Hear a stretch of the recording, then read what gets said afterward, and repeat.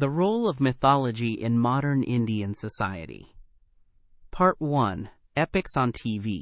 How Mahabharata Shaped a Nation's Screen. When the Mahabharata first aired on Indian television in the late 1980s, it became more than a show.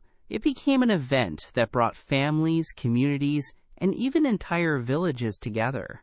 Streets would empty, shops would close, and people would gather around the only television set in the locality to watch the epic unfold on screen. The televised Mahabharata was not just entertainment. It was an encounter with cultural memory, history, and mythology wrapped into one. The stories that had lived for centuries in oral recitation, sacred texts, and folk retellings now appeared with actors, costumes, and dialogues, making the myth accessible to millions. For a country still shaping its identity in the years after independence, the Mahabharata gave people a sense of rootedness and continuity. The impact of this televised epic was immense, because it did not remain confined to the private sphere of home viewing, but spilled over into public and political life. Politicians referenced its characters in their speeches, leaders drew analogies with its moral dilemmas, and the language of the epic entered daily conversations. Terms like Kurukshetra, Dharma, or Dharmayud became common shorthand for conflicts of principle in modern life. The show blurred the line between myth and lived reality, as characters such as Bhishma, Arjuna, or Draupadi came to life in a manner that felt contemporary, as though the struggles of ancient princes and sages were still being replayed in the social and political theater of India. Television allowed mythology to become both mirror and model for society, a reference point for ethics, values, and the challenges of modernity. What made the Mahabharata especially significant as a televised saga was its timing. India of the late 1980s was undergoing major changes, economically, socially, and politically. The nation was still finding its feet in balancing tradition and modern aspirations. The epic's themes of duty, loyalty, ambition, and morality resonated deeply with a population that was facing its own battles of corruption, inequality, and shifting cultural landscapes. The characters' dilemmas spoke directly to ordinary people who could see shades of themselves in Yudhishthira's struggles with truth, Arjuna's paralysis of decision, or Draupadi's pain and resilience. Watching the Mahabharata was not merely passive entertainment. It was participation in a collective moral inquiry that shaped ideas of right and wrong. The visual nature of television transformed mythology in unprecedented ways. Before the show, many Indians had engaged with the Mahabharata through priests, storytellers, or books, which left much to imagination. Television created concrete images of Krishna delivering the Bhagavad Gita, or Bhishma lying on a bed of arrows. These visualizations became so iconic that they often replaced earlier mental images for an entire generation. The actors became embodiments of their roles in the public mind, receiving reverence outside the set. For many viewers, seeing Krishna on screen was not just acting. It was darshan, a form of divine vision mediated by modern technology. The merging of sacred and secular in the living room redefined how Indians consumed mythology, making it personal and immediate. The Mahabharata on TV also demonstrated the unifying power of shared storytelling in a diverse nation. India's multiplicity of languages, castes, and religions often divides, but the epic cut across these boundaries. People in the north and south, in villages and cities, Hindus and even non-Hindus, sat together to watch. The common reference to the Mahabharata became a binding force, a cultural glue that provided a sense of belonging to the nation's grand narrative. This was significant in a country where cinema was already a powerful medium, but the mythological serial added a dimension of sacredness that no other form could provide. Television became a temple of sorts, and the nation prayed together through the medium of collective viewership. The commercial success of the Mahabharata serial revealed something deeper about the place of mythology in modern India. Far from being relics of the past, myths were adaptable, alive, and capable of addressing present concerns. Advertisers noticed that viewership during the show was unmatched, and products sold during commercial breaks gained extraordinary visibility. This showed how mythological storytelling could merge with modern consumer culture. Far from diminishing the sanctity of the epic, it showed that sacred narratives could coexist with the demands of commerce, reinforcing the idea that mythology is woven into the everyday fabric of Indian life. The market recognized what the people had always known, that mythology is not separate from reality but a vital part of it. The Mahabharata on TV also raised debates about interpretation and representation. Some viewers questioned the way certain scenes were dramatized, whether Draupadi's disrobing could be shown so vividly, or whether certain battles were exaggerated. These debates reflected a larger concern in society. Who has the authority to tell sacred stories, and how do these stories evolve with new media? By bringing the epic into millions of homes, television democratized access but also opened up space for contestation. Every family watching could discuss and interpret the scenes in their own way, and every viewer became a participant in shaping the meaning of the epic for their time. In this sense, television made the Mahabharata not just a story of kings and warriors, but also a story of the people watching it. The cultural memory of the televised Mahabharata continues to linger decades later. Its impact can be seen in subsequent mythological shows, in political rhetoric, and even in film adaptations that borrow its visual grammar. For many Indians, their first deep encounter with the Mahabharata was not through reading the text, but through watching it on screen. That experience created a lasting imprint, shaping how they understood values like duty, loyalty, or sacrifice. The show also created a model for how future epics, including the Ramayana and other regional myths, would be adapted for television. In many ways, it was the blueprint of how mythology would live and thrive in the era of screens. Ultimately, the Mahabharata's presence on television illustrated that myths are not frozen in the past, but continue to shape the nation's imagination in modern forms. The epic that once echoed in royal courts and hermitages now echoed in living rooms, yet its essence remained the same, a reflection on human nature, morality, and the eternal struggle between dharma and adharma.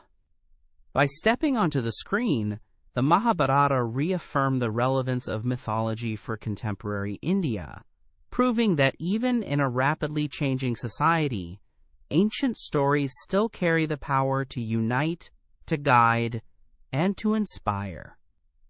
Part 2. Political Mythology: Rama's Bow in Today's Elections.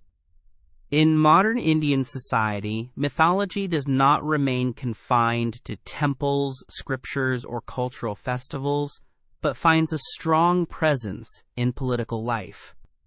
The figure of Rama, the virtuous king of the Ramayana, has become a powerful symbol in the rhetoric of elections and party campaigns. His bow, the weapon that signifies his authority, valor, and divine sanction, has been invoked as more than a mythical object. It has become a metaphor for strength, justice, and cultural identity, and in many ways, it plays an important role in shaping political imagination in contemporary India. The connection between Rama and political power is not a new phenomenon, but the way it has been amplified in the age of democracy and mass media shows how mythology remains central to the way leaders seek legitimacy. Rama's story has always been associated with Dharma, the moral order that sustains society. In the Ramayana, he is portrayed as the ideal son, husband, warrior, and ruler. His bow is not just a weapon but a symbol of his ability to uphold righteousness and protect the weak. Political leaders have frequently drawn upon this imagery to position themselves as defenders of culture and tradition. Campaign slogans, posters, and speeches often feature references to Rama's bow, suggesting that those who wield political authority are engaged in a battle between dharma and adharma.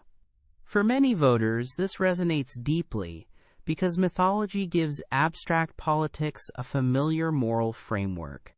The idea of electing leaders who carry Rama's bow, metaphorically or visually, adds a sacred dimension to democratic choice.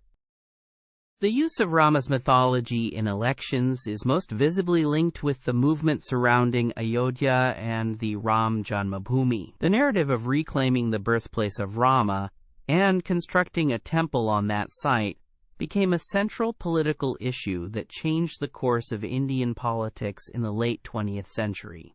The bow of Rama, in this context, symbolized not only religious devotion but also political assertion.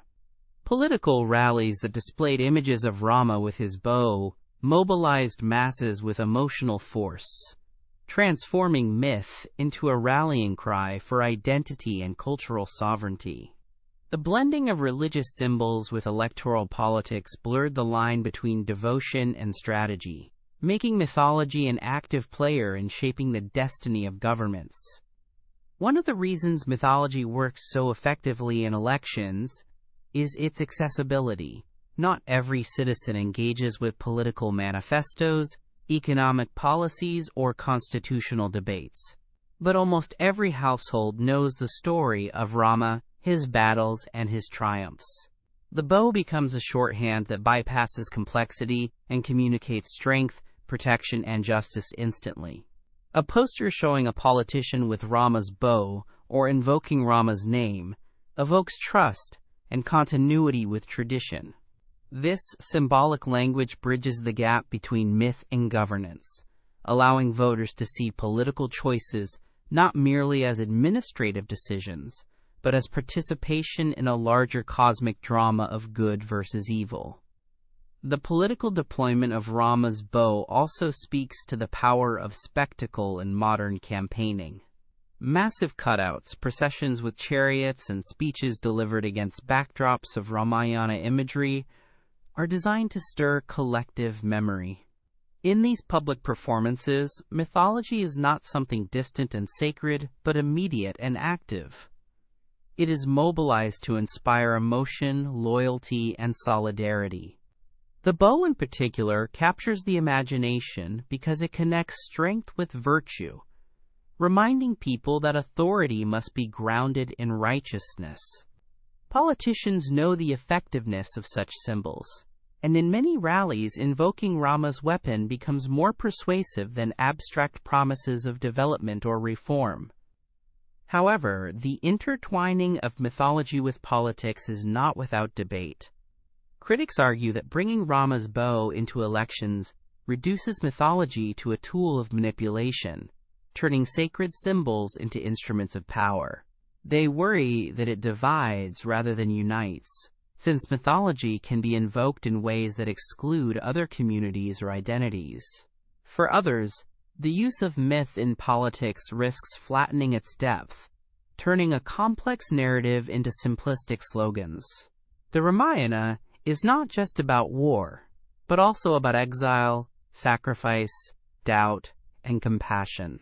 Yet political rhetoric often emphasizes only the martial aspect of Rama's bow, reducing the richness of the epic to a symbol of aggression.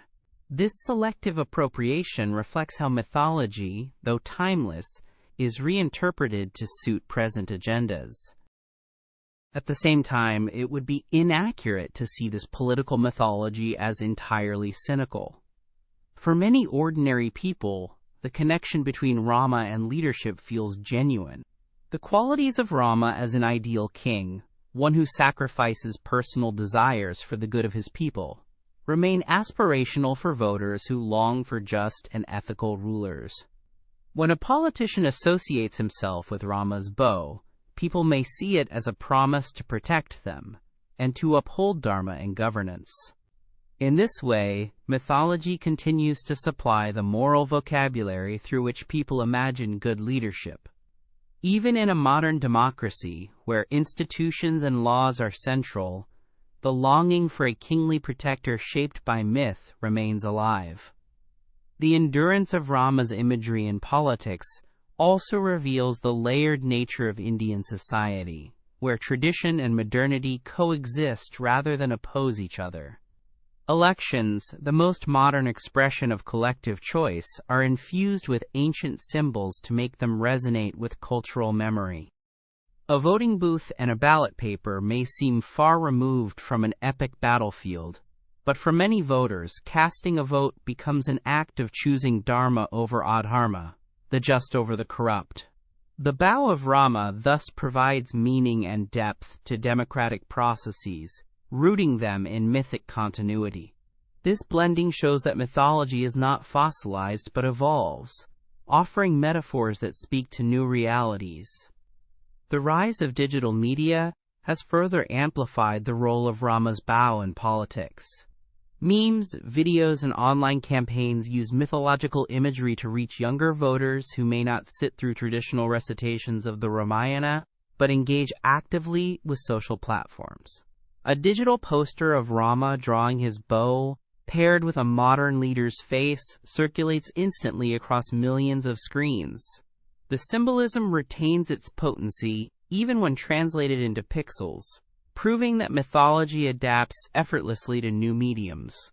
In this way, Rama's bow continues its journey from scripture to temple to television and now to digital politics, always carrying the weight of cultural meaning. Ultimately, the presence of Rama's bow in elections demonstrates the inseparability of mythology and modern Indian society. Far from being relics of the past, myths are living resources that inform identity, morality, and even democratic choice. They provide the imagery through which leaders speak, and the metaphors through which people understand leadership. Rama's bow is not simply a weapon of war, but a symbol of authority grounded in righteousness, a reminder that power without dharma is dangerous. Whether praised as cultural continuity or critiqued as political appropriation, its enduring presence proves that mythology continues to shape the very heart of India's public life. Part 3. Feminism and Sita, Rethinking Old Roles for New Times. The figure of Sita from the Ramayana has always occupied a central space in Indian imagination, representing devotion, endurance, and purity. For centuries, she was upheld as the ideal woman, the epitome of obedience and sacrifice. But in modern Indian society, where debates on gender equality and feminism have reshaped social thinking, Sita's role is being reinterpreted in new ways. Instead of simply being a model of submission, she is increasingly seen as a woman who displayed resilience, independence, and moral courage in the face of suffering. Feminism in India has turned back to mythology not to reject it, but to ask fresh questions about what these characters really stood for and how they can inspire women today without confining them to narrow roles.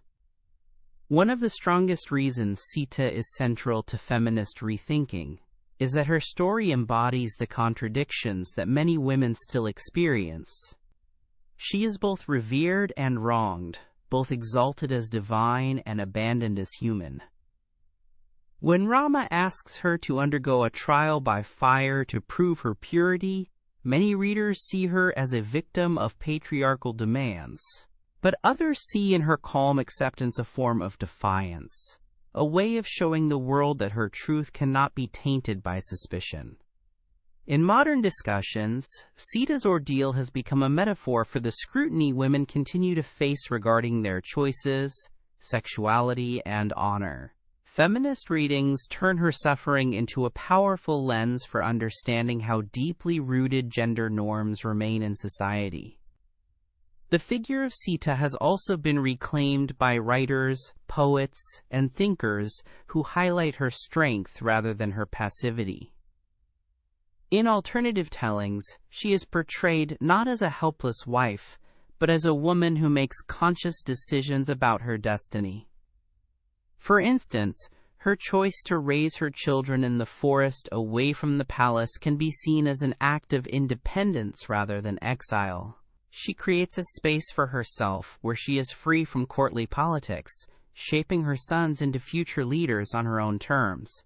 In this sense, Sita becomes a symbol of women who carve out agency in restrictive circumstances, turning imposed limitations into opportunities for freedom. Modern feminism in India finds in her story not only tragedy, but also empowerment.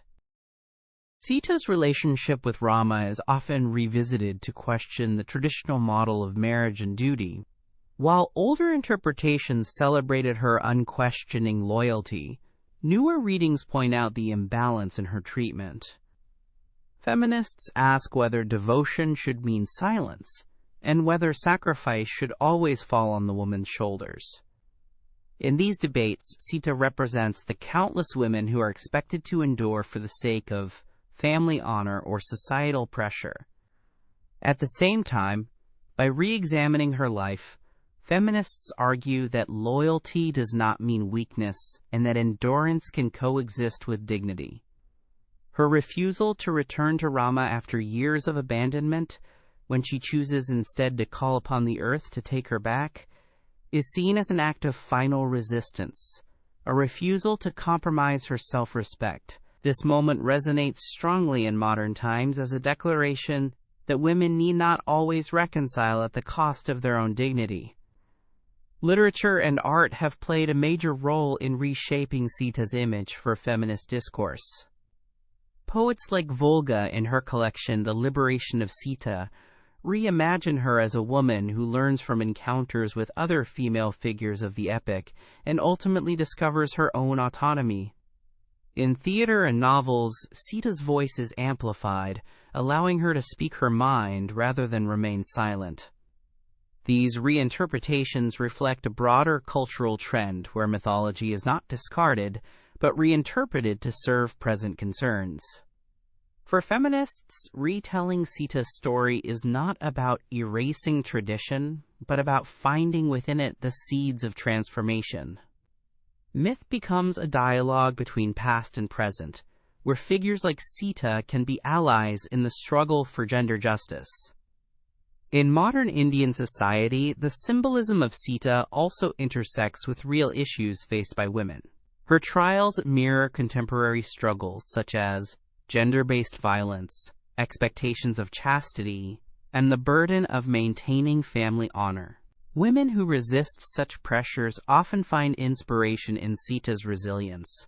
At the same time, the tendency to invoke Sita as a model of obedience is challenged in feminist activism, which argues for new models of womanhood that celebrate choice and independence. Sita thus becomes a contested figure. For some, a reminder of traditional virtue; for others, a figure of resistance and self-assertion. This very contestation demonstrates the continuing power of mythology to shape and reflect social debates. The feminist reinterpretation of Sita also points to the diversity within Indian feminism itself. Unlike Western models that sometimes reject religious or mythological frameworks, Indian feminists often work within tradition to create new meanings.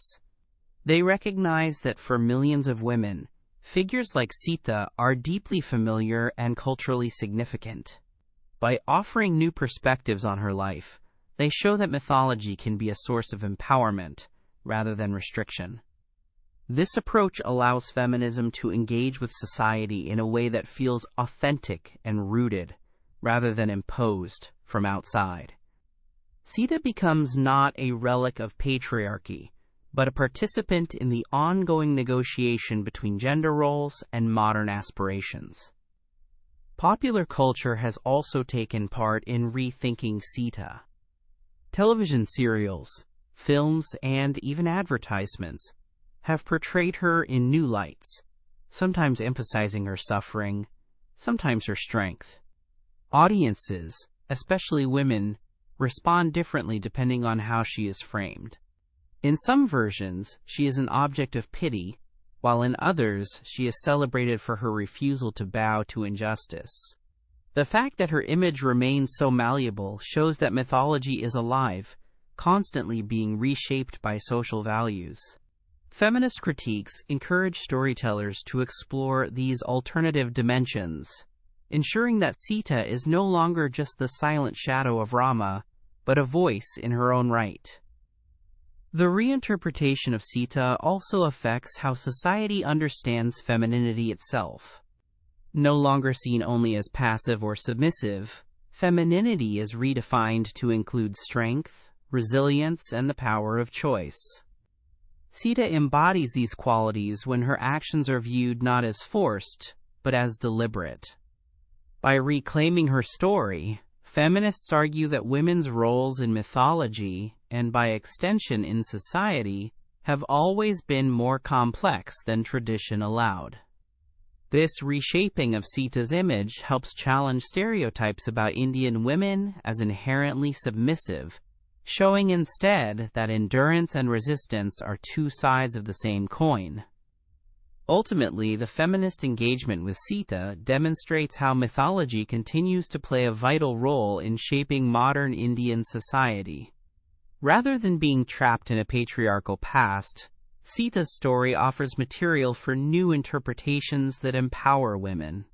By rethinking her roles, feminists highlight the possibility of dialogue between tradition and progress, showing that cultural memory can evolve without losing its depth. For many women today, Sita is not a burden to escape but a companion in their struggle, a reminder that even within ancient narratives there is space for modern voices. In this way, the role of mythology in society is reaffirmed, not as something to be worshipped blindly, but as a living resource to question, reinterpret, and inspire. Part 4, Myth and Marketing: Why Gods Sell Soap. In modern Indian society, mythology is not only preserved in temples, scriptures, and rituals, but also adapted into one of the most pervasive forces of contemporary life: marketing. Advertisements, product packaging, and brand campaigns frequently invoke gods, goddesses, and epic narratives to sell everyday items ranging from soap and toothpaste to cars and mobile phones.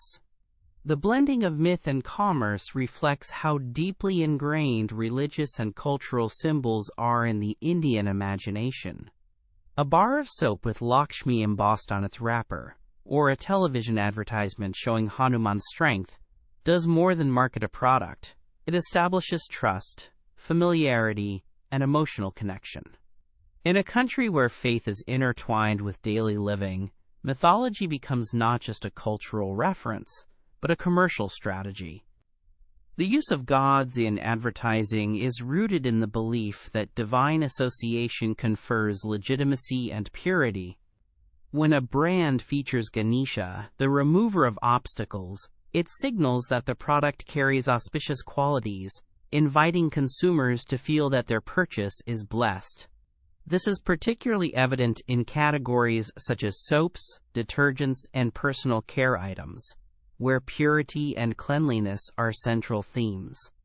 Companies have long understood that in Indian households, the act of washing is not just physical, but also symbolic of moral and spiritual purification.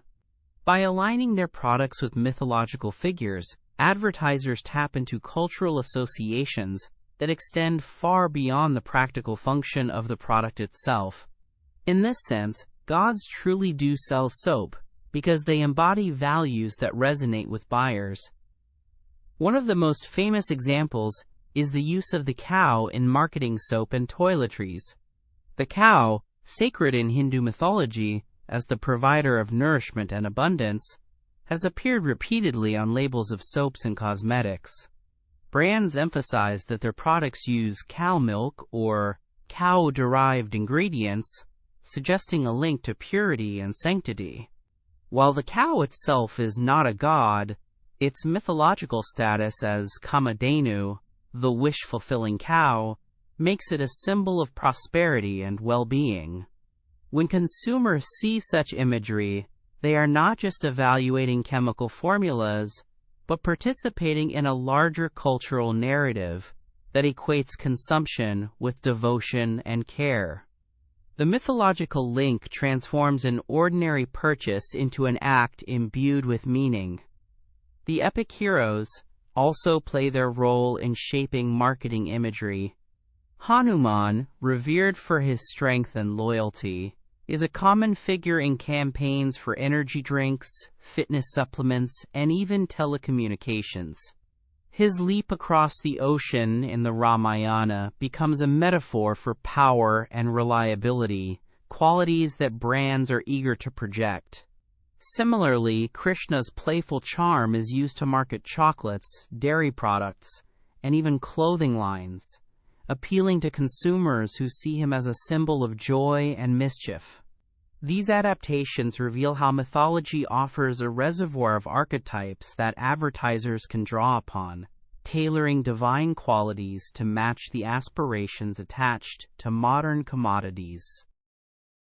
The appeal of mythological marketing is not confined to religious devotion, but extends into trust building in a crowded marketplace.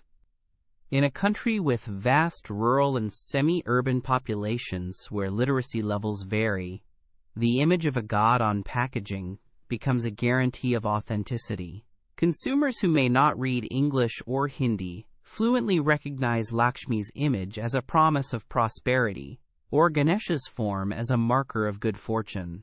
This reliance on mythology ensures that brands establish instant recognition and credibility across social and regional boundaries. In many cases, the godly figure becomes more important than the brand name itself, shaping consumer loyalty through visual faith rather than verbal persuasion. However, the use of mythology in marketing is not without its complexities. Some critics argue that it trivializes sacred imagery, turning gods into salesmen for profit-driven companies. A goddess endorsing detergent or a divine warrior appearing in a smartphone commercial risks diluting the reverence traditionally associated with myth. Yet for many consumers, this commercialization does not feel disrespectful but natural, because gods are already present in every aspect of life, from calendars to kitchen walls. The blurred boundary between devotion and consumption reflects the unique nature of Indian religiosity, where the sacred and mundane constantly intermingle. For many households, buying a soap with divine imagery is not seen as consumerism alone, but also as a continuation of cultural practice. The integration of mythology into marketing also reveals how Indian society negotiates modernity. On the one hand, advertising uses global strategies of branding and consumer psychology, but on the other, it relies on distinctly Indian symbols of faith to connect with audiences. A multinational brand selling soap in India may feature temple bells or goddess imagery in its campaigns, showing that to succeed in this market, one must speak the language of mythology. This fusion illustrates how global capitalism and local tradition are not necessarily in conflict but can cooperate, with mythology providing cultural grounding to otherwise foreign products. Another layer of myth in marketing comes through festivals, which are increasingly commercialized with the help of mythological narratives. During Diwali, ads overflow with images of Lakshmi showering coins or families worshipping Ganesha alongside new cars and jewelry. Brands position themselves as facilitators of auspiciousness, claiming that buying a product during the festival ensures prosperity. Mythology, in these contexts, is not merely background imagery, but the driving force that shapes consumer behavior.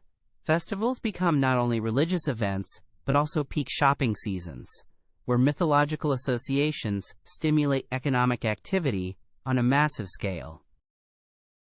Myth in marketing also extends into political and social campaigns.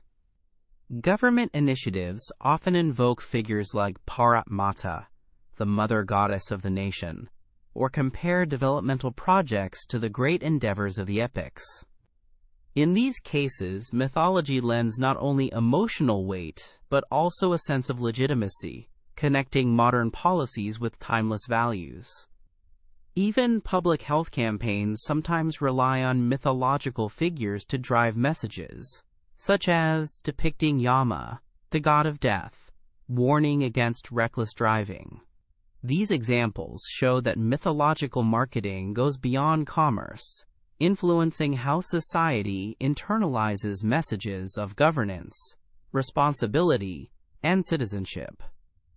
At the same time, the selective use of mythology in marketing reveals changing cultural priorities. Sita, once the model of obedience, is less commonly used in advertising because her associations with suffering and sacrifice do not match consumer aspirations. Instead, goddesses like Lakshmi and Durga, symbols of wealth and power, are more visible, reflecting the desire for prosperity and empowerment. This demonstrates how mythology is not static, but adapted to mirror contemporary values.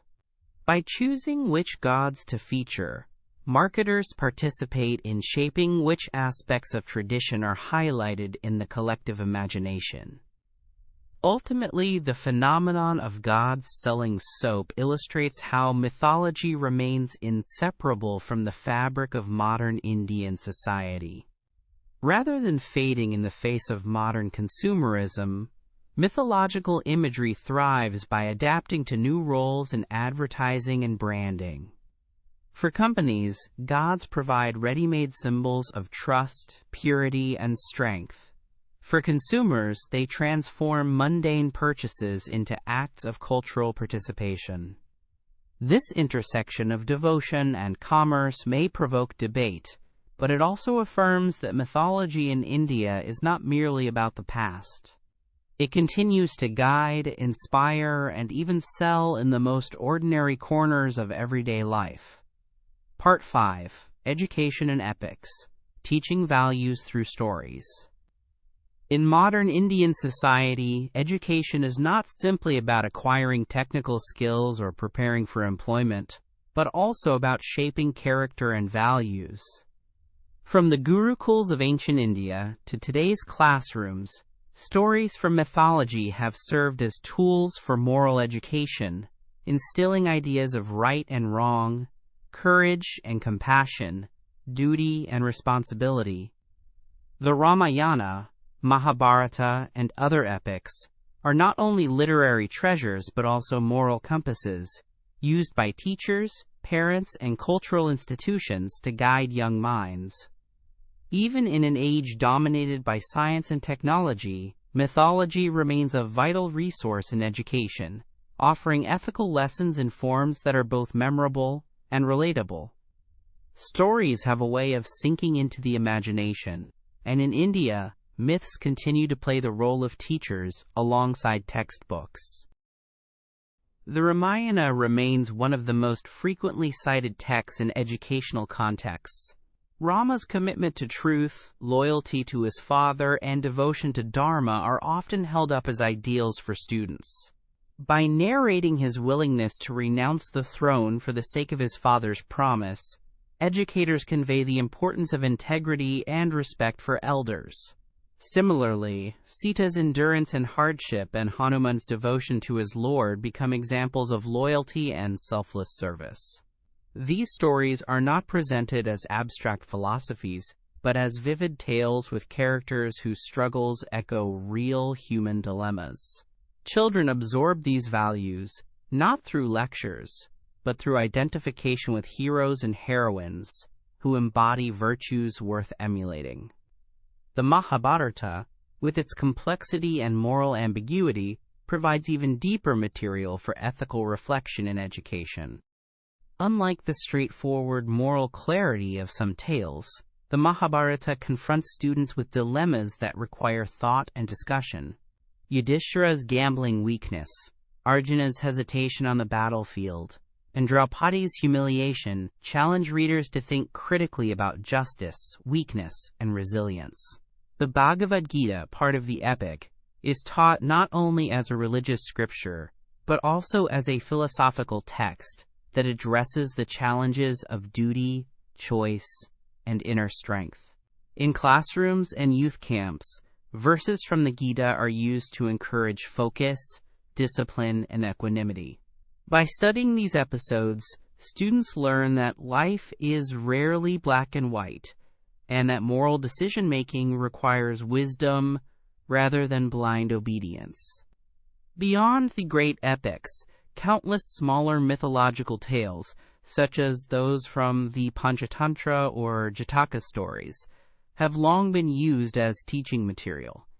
These animal fables and moral parables are easily accessible to children, combining entertainment with ethical instruction. A tale of a clever rabbit defeating a mighty lion teaches intelligence over brute strength, while the story of two quarreling birds emphasizes the dangers of division. Teachers use these stories to stimulate discussion, inviting children to draw connections between the actions of the characters and their own lives. In a world where education often risks becoming mechanical, these stories remind students of the human dimension of learning, embedding wisdom in memory through narrative. In contemporary classrooms, mythology has also become a medium for cultural identity. India's diversity of languages and regions means that children grow up with different mythological traditions.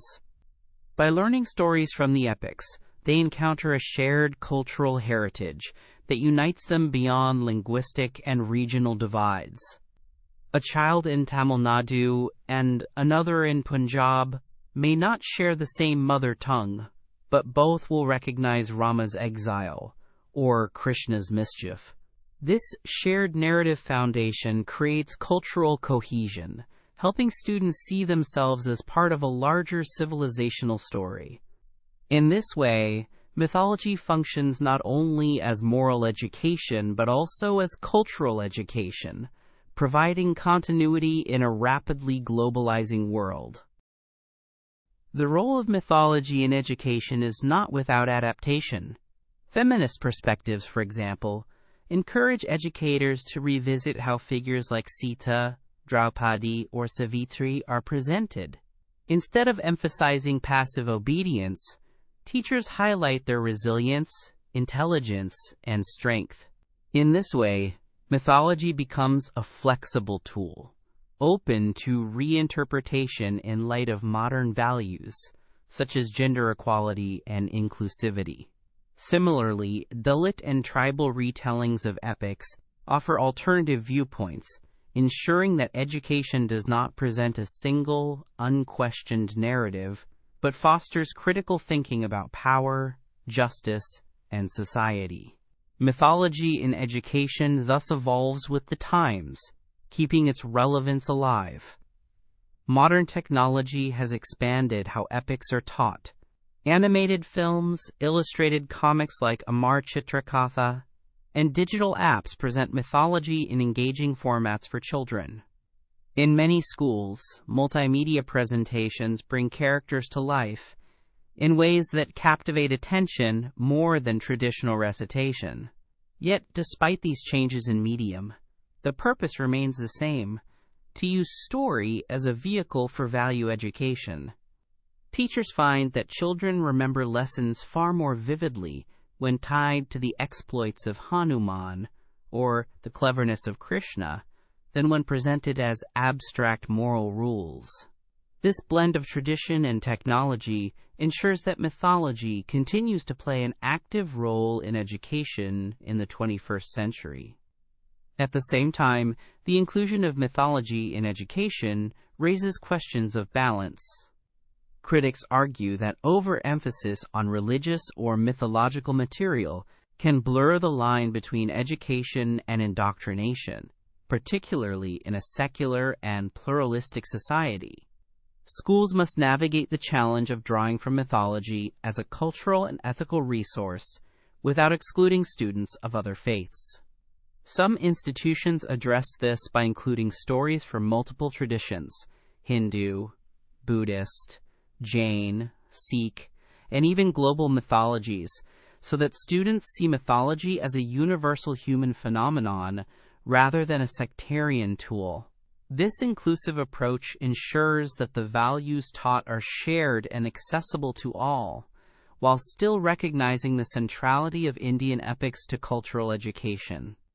The power of mythology in education also lies in its capacity to shape emotional intelligence.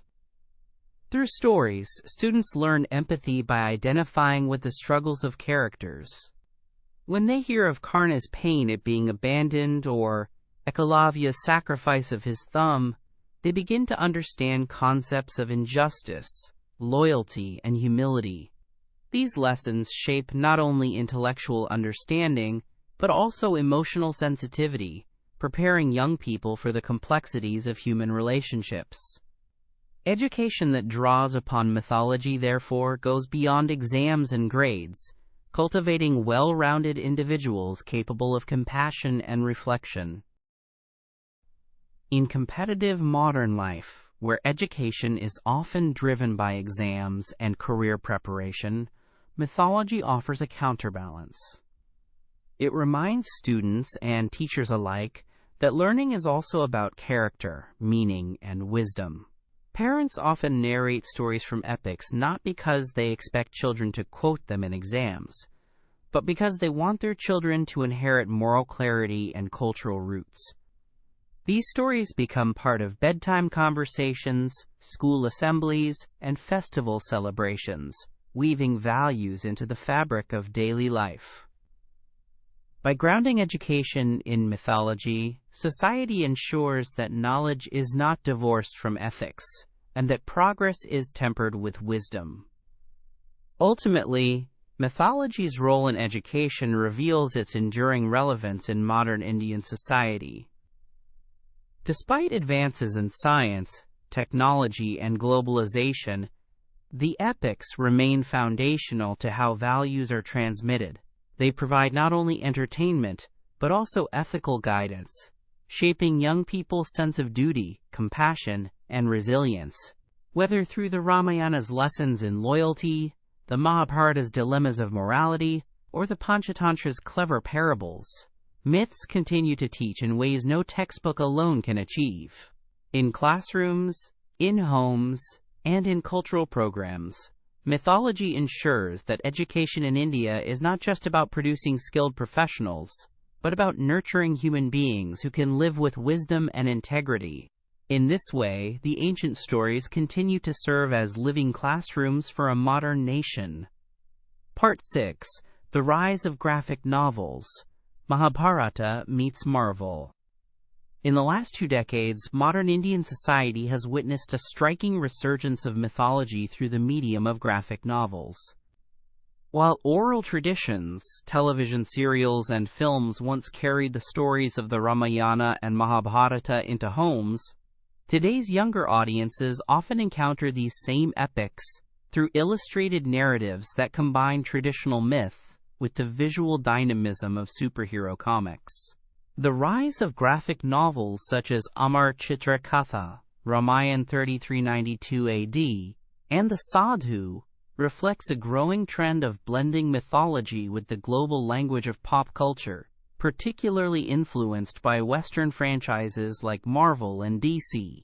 This phenomenon demonstrates how mythology evolves with time, retaining its essence while adopting new forms that appeal to changing generations. For young readers in particular, graphic novels provide a bridge between ancient stories and modern sensibilities. One of the earliest and most enduring examples of this trend is Amar Chitra Katha, first published in the late 1960s and still widely read today. Although technically more of a comic series than modern graphic novels, it laid the foundation for visual storytelling of Indian mythology. Generations of children grew up with its simplified yet respectful retellings of epics, saints, and folklore. In classrooms and homes, these illustrated stories became educational tools, making mythology accessible without losing its gravitas. The success of Amar Chitrakatha paved the way for more experimental and stylized adaptations that emerged in the 2000s, where creators drew inspiration not only from mythology, but also from the cinematic storytelling style of Marvel superheroes. One of the most talked about reimaginings was Ramayana 3392 AD, produced by Virgin Comics. Set in a futuristic, post-apocalyptic world, the story retold the Ramayana in a science fiction context. Rama was reimagined as a warrior in a devastated Earth, Sita as a symbol of resilience in a harsh new environment, and Ravana as a bioengineered tyrant. The bow and arrow became advanced weaponry, and the forest exile transformed into an interplanetary struggle. This fusion of myth and science fiction excited younger audiences accustomed to global superhero narratives while keeping the essence of the epic intact.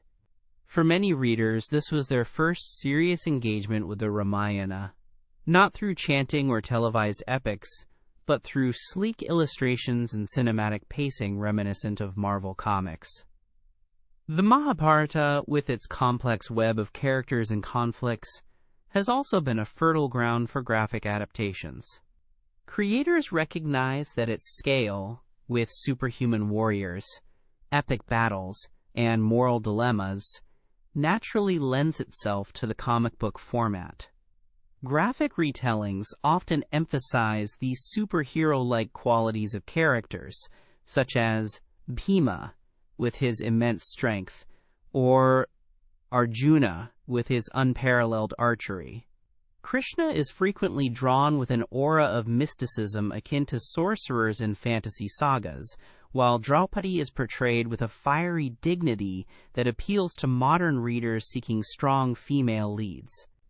The battles at Kurukshetra, illustrated with cinematic flair, resonate with fans of epic Marvel clashes like those in Avengers Endgame. The graphic novel thus becomes a space where Indian mythology meets global pop aesthetics, creating a hybrid form that speaks to both tradition and modern imagination. A significant reason for the popularity of graphic novels in India is their accessibility to younger, urban, and globalized audiences. While traditional retellings in Sanskrit or classical prose may feel distant, graphic novels rely on visuals to capture attention instantly. A single panel showing Bhishma lying on a bed of arrows conveys more impact than pages of description for many new readers. This visual immediacy allows mythology to compete with video games, films, and global comics for the attention of youth. At the same time, the narrative depth of epics ensures that the graphic novel format is not merely entertainment, but also layered with philosophical and moral questions. This balance makes the format particularly effective in keeping mythology alive in modern contexts. The influence of Marvel and DC is not only stylistic but also thematic. Indian graphic novelists often borrow tropes of superhero storytelling, origin stories, moral ambiguities, epic battles between good and evil, and map them onto mythological characters. For instance, Ravana is sometimes presented with the tragic complexity of a Marvel anti-hero, his brilliance and flaws emphasized equally. Similarly, Karna, already a tragic hero in the Mahabharata, finds resonance with fans of conflicted characters like Wolverine or Magneto. This blending of archetypes allows mythology to feel contemporary without stripping it of its cultural roots. Just as Marvel's Thor connects Norse mythology with modern superheroism, Indian graphic novels make Rama, Krishna, and others relevant to modern readers by giving them a new visual and narrative language. Beyond entertainment, the rise of mythological graphic novels also reveals how mythology is used to explore modern issues. Many contemporary adaptations emphasize themes such as gender equality, ecological balance, and the dangers of unchecked ambition. Draupadi, for example, is reinterpreted not just as a wife shared among brothers, but as a voice of resistance against humiliation. Sita is portrayed as independent, questioning, and powerful. These portrayals resonate with readers living in a society negotiating feminism, environmental crises, and political conflicts. By using familiar mythological frameworks, creators present these issues in ways that feel both rooted and radical. The format of the graphic novel allows for this experimentation without alienating audiences because visuals soften the challenge of reinterpretation. The success of these works also reflects a broader trend of cultural globalization. Just as Marvel superheroes dominate Indian cinemas, Indian mythology too is seeking a place on the global stage through graphic novels. English-language editions of mythological comics are sold internationally, introducing Rama, Arjuna, and Krishna to readers who might never have encountered them otherwise. This global reach transforms mythology from a purely national heritage into part of a worldwide conversation on storytelling. By positioning epic heroes alongside Marvel icons, graphic novels assert that Indian myths are equally grand, complex, and relevant. In this sense, the rise of graphic novels is not just a cultural phenomenon, but also a form of cultural assertion, ensuring that India's epics stand proudly in the global imagination. Critics, however, raise concerns about oversimplification and commercialization. In the effort to appeal to youth, some adaptations risk reducing epics to flashy visuals and action sequences, sidelining their philosophical depth.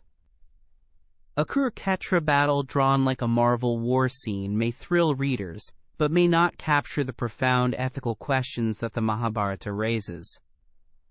Similarly, transforming Ravana into a stylized villain may ignore his scholarly brilliance. Yet, defenders of the genre argue that these adaptations serve as gateways.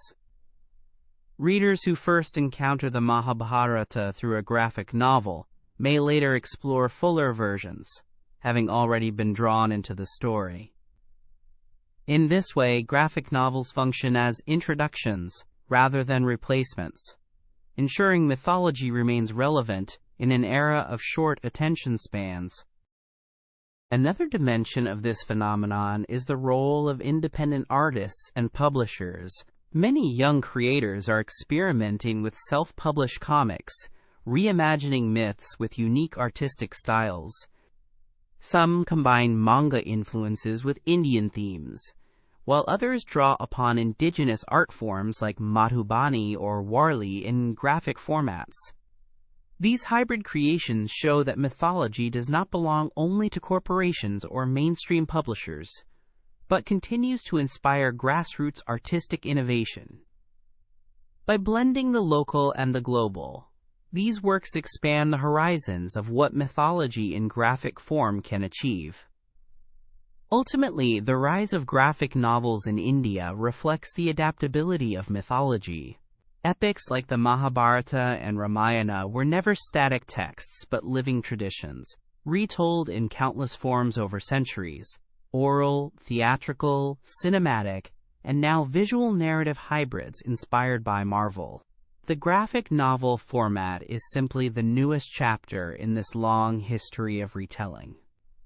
It shows that mythology remains relevant not because it resists change, but because it embraces it, finding new life in every generation. For today's readers, who navigate a world of digital media, global influences, and shifting values, the sight of Arjuna drawn like a superhero, or Rama reimagined in a dystopian world, feels natural and inspiring. Mythology once again proves itself timeless by speaking in the language of the present. Part 7. Urban Temples and Modern Devotion. Rituals in the Digital Age. In modern Indian society, the landscape of devotion has shifted alongside the growth of cities, technology, and digital culture. While traditional village shrines and ancient pilgrimage centers remain vital, urban temples have emerged as dynamic spaces where mythology, ritual, and modern life intersect. These temples, often built in bustling neighborhoods or sprawling metros, are more than places of worship. They are cultural hubs where mythology is reinterpreted for contemporary needs and where rituals adapt to new lifestyles. With the rise of smartphones, online darshan, and digital platforms for offerings, devotion itself has moved into the digital age, demonstrating how mythology continues to guide spiritual life even amid skyscrapers and traffic jams. Urban temples reflect the challenges and opportunities of living in modern cities. For many urban dwellers, time is scarce, and traditional pilgrimages are difficult to undertake frequently. Temples in neighborhoods thus become accessible substitutes, offering people a chance to engage with mythological deities without leaving the city. A devotee in Mumbai may not be able to travel to Ayodhya or Kashi every year, but visiting a nearby temple dedicated to Rama or Shiva connects them to the mythological heritage.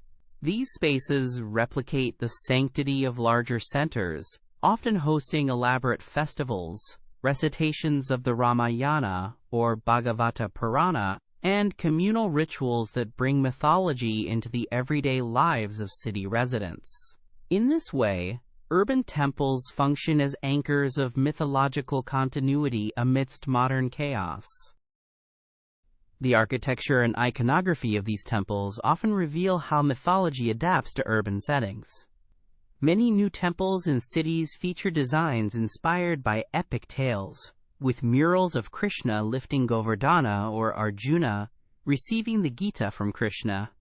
Such imagery turns temple walls into visual textbooks of mythology, reminding visitors of epic lessons as they pass through crowded streets.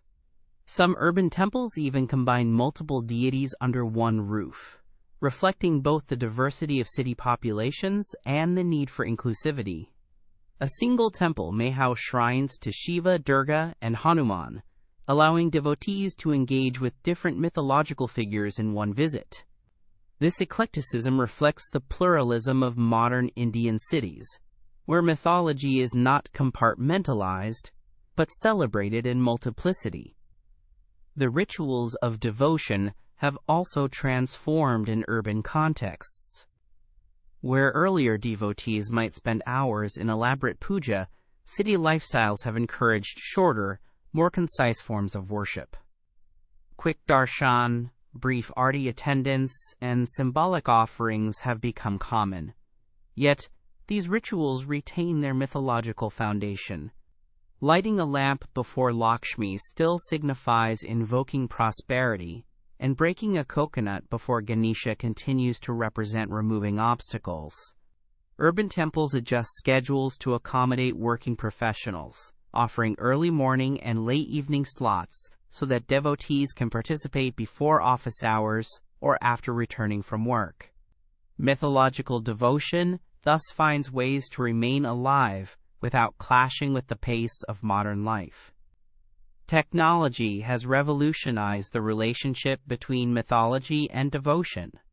Many urban temples now live-stream rituals, allowing devotees to watch Aarti or Abhishekam online. In cities where commuting can be exhausting, digital darshan provides a way to stay connected with mythological worship even from home. Temple apps and websites allow devotees to book pujas, donate money, or even receive prasad by courier. For festivals such as Navaratri or Ganesh Chaturthi, urban temples often extend their celebrations into the digital sphere, sharing videos, devotional songs, and mythological storytelling online. In this way, rituals once confined to temple walls expand into the digital world, adapting mythology to the rhythms of a tech-savvy population.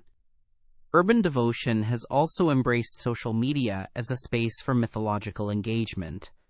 Temples maintain Facebook pages, Instagram profiles, and YouTube channels where they share mythological stories, images of deities, and festival announcements.